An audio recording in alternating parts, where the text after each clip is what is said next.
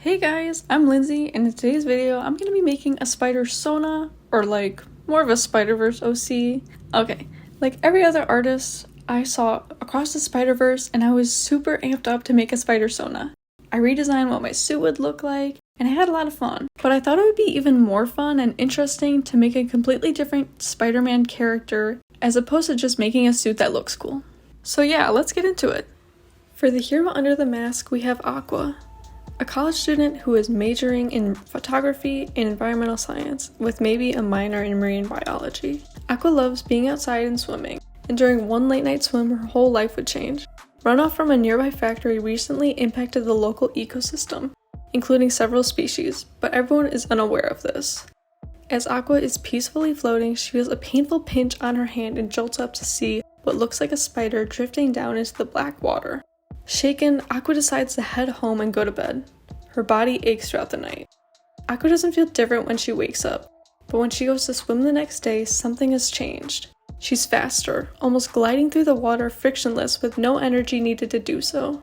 She's in an unbreakable state of peace as she keeps swimming, going further into the lake than she ever has before, until she sees a factory dumping waste into the lake. Her smile fades as she sees dozens of dead fish and other creatures bopping in the black water against the rocks. Aqua is filled with disgust and rage as she swims back to shore. She wants to throw up. Something needs to be done.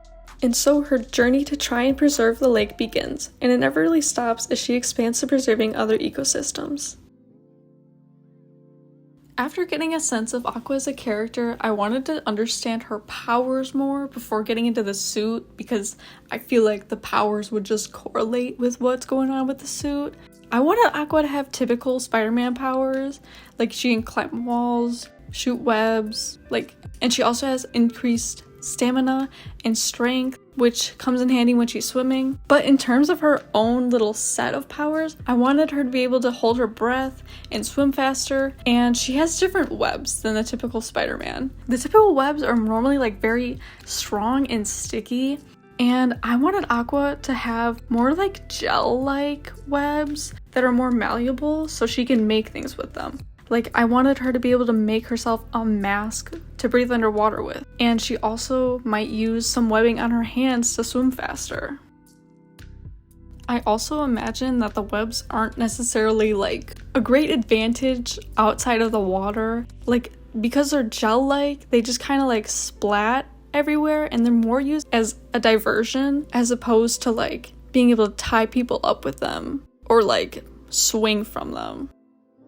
Now moving on to the suits, I really love the idea of designing a first suit for Aqua, because that's just what every Spider-Man has, and I wanted it to just be kind of stupid and just be made with stuff that she already owns. So it's kind of just a scuba or a surf suit, because I'd assume that she would have that and she just wouldn't want to show her face. But as she gets more into doing her spider stuff long term, she uncovers more of her powers and she ends up leaning more into her spider aesthetic.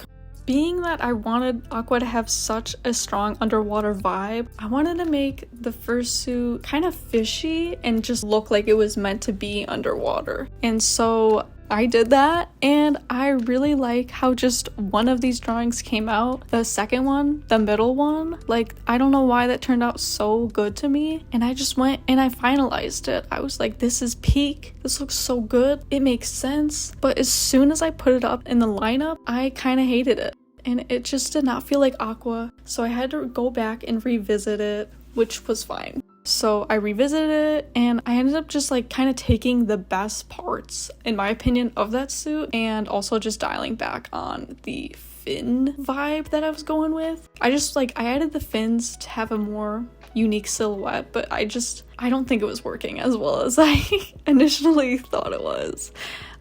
So you can see me kind of just playing around with a different tone. I kind of just removed the fins really, and I actually ended up really liking these drawings and the different colors, and I went to finalize that drawing, and then my sister told me that it looked like Roger from American Dad. So I cried and I decided to redo it a little bit. So I just like flipped the eye shape so it was less alien and it looked more like a teardrop, which was honestly like one of my initial design choices, but I kind of just disregarded it. And I also like brightened up the colors and made them a lot less gray and Roger-like. So yeah. I also literally ended up at least somewhat changing the design over the course of doing drawings for this video. I did brighten up the colors even more and like made them more saturated because they were kind of clashing with her hair. So I did that, and yeah, it's not the same throughout the video, but the vibe is still there. Going into more of her story instead of just her origin story, I decided that her name would be Ripple Spider because of the overall water vibe, but also her wanting to have a ripple effect on her community and the environment. Like, that is so smart. Anyways, her whole story is just like very much a journey. Like, she's learning and she's growing as she goes. Like, maybe when she starts out with this spider stuff, she's a lot more head-on and very action heavy and doesn't really understand how things and systems work. Like, maybe she will attack the workers / like goons of the initial factory, but they're just workers trying to make a living, you know, like they're not the big problem here. So Aqua will eventually move on to different actions, but like all Spider-Men, she will definitely have an existential crisis and will decide to ditch the suit for a bit. But of course, she ultimately finds her footing again and she goes back to being Ripple. Coming back, she'd probably focus more on actions like protesting or signing petitions, bringing awareness to things, voting, volunteering, or hosting events in her community. I'm thinking like cleanups and stuff. Maybe she'd even dress up to get more people to come. Like, that's really fun. Like, I can really imagine that. Like, I don't know, that seems so cool. Like, to kind of have like a gimmick and like building a community with this suit and helping the environment with it. Like, I can imagine her literally acting as like a clown and making balloon animals for the kiddos.